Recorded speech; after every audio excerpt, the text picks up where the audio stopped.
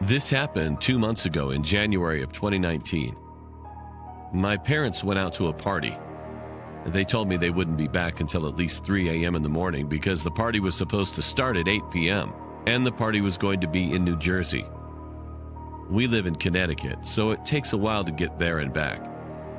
They told me to watch my 10-year-old brother and expected me to be responsible because I'm 15 years old. When they left, we watched movies all night while eating a bunch of popcorn. It was around 11:30, and we just finished watching Infinity War. I told my brother to brush his teeth and go to bed. I stayed up later than him to watch the movie Logan. The movie ended, and it was around 2 in the morning.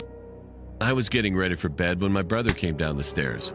I asked him what he was still doing up, and he said the boogeyman was in his closet and wanted to touch him. I looked at him in confusion. My brother isn't the type of kid to pull pranks or joke around.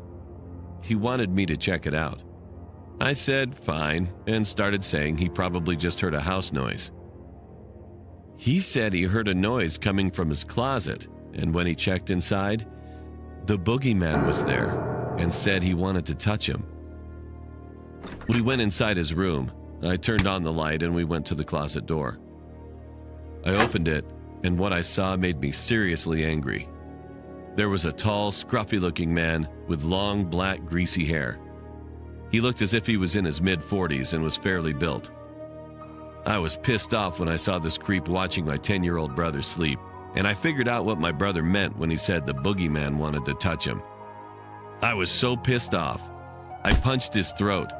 He dropped to the floor, gasping for air, but I stepped on his face as hard as I could at least 6 times. He was covered in blood and was having trouble breathing. I grabbed my brother and ran into the bathroom, locking the door and calling the cops. Then I called my parents. My parents freaked out. In about 10 minutes, the cops showed up and searched the bedroom. He wasn't in there. They searched the house. He wasn't anywhere to be found.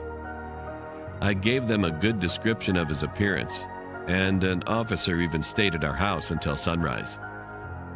A week later, I was informed that the same guy was caught and arrested for raping an 11-year-old boy and murdering his parents. It turns out he had raped multiple children before and even murdered some of them and their parents.